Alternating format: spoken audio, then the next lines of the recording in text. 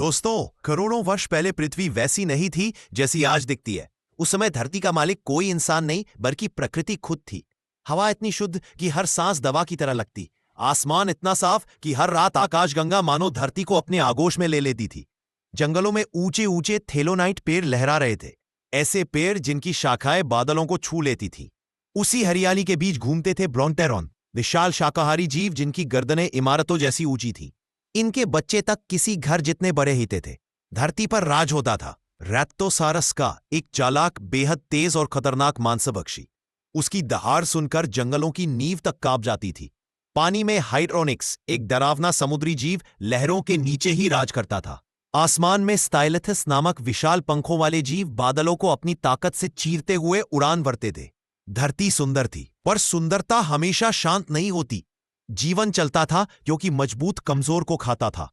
यही प्रकृति का संतुलन था। लेकिन जैसे हमेशा होता है, असली खतरा धरती पर नहीं था। वह आसमान के एक शांत कोने में छिपा बैठा था।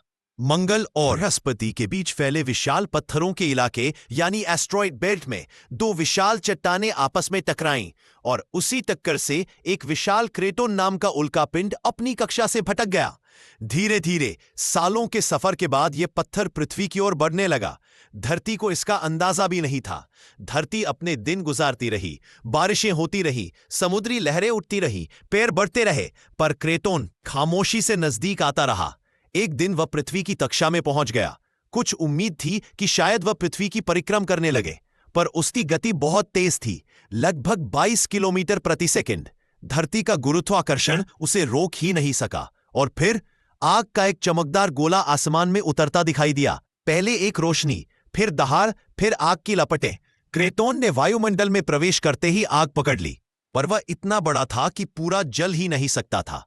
कुछ ही पलों में वह धरती की ओर ऐसी गति से गिरा जिसे देखकर रैप्टोसारस और स्काइलिथ्स जैसे बड़े बड़े जीव भी घबरा गए होंगे। पर वह क्या समझते? उनके लिए डर नाम की चीज का कोई मतलब ही नहीं था। 3, 2, 1 और धरती हिल गई।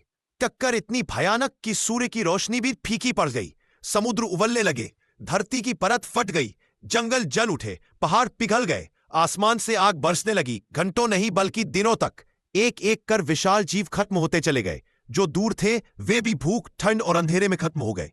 रैप्टोसारस जैसे दिग्गज चिल्लाते रहे, लेकिन अंत निश्चित था।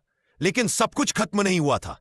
धरती के अंदर बिलों में छोटे छोटे जीव, जिन्हें हम आज के प्रोटो मैमल्स कह सकते हैं, अब भी जिंदा थे। वे कमजोर थे, छोटे थे, डरपोक थे, पर उसी कमजोरी ने उन्हें बचा लिया। धीरे धीरे धूल बैठने लगी, सूरज वापस चमकने लगा, बारिश हुई और राख को धोकर नई मिट्टी बनाई। पहले घास उगी, फिर झाड़ियां, फिर जंगल, और फिर इन छोटे जीवों ने अपने बिलों से बाहर निकलना शुरू किया। इस बार धरती पर उनका राज शुरू होने वाला था। और दोस्तों, यही वे जीव थे जिनसे आगे चलकर इंसान जैसे समझदार जीव बने। अगर वह विनाश न हुआ होता तो हम शायद कभी धरती पर नहीं आते। वास्तव में नई शुरुआत होते हैं। एक दिन हमारा दौर भी खत्म होगा। आसमान बदलेंगे, समुद्र बदलेंगे, धरती बदलेगी, पर जीवन, वो फिर से रास्ता ढूंढ लेगा, क्योंकि जीवन कभी हार नहीं मानता। वीडियो देखने के लिए आपका बहुत बहुत धन्यवाद।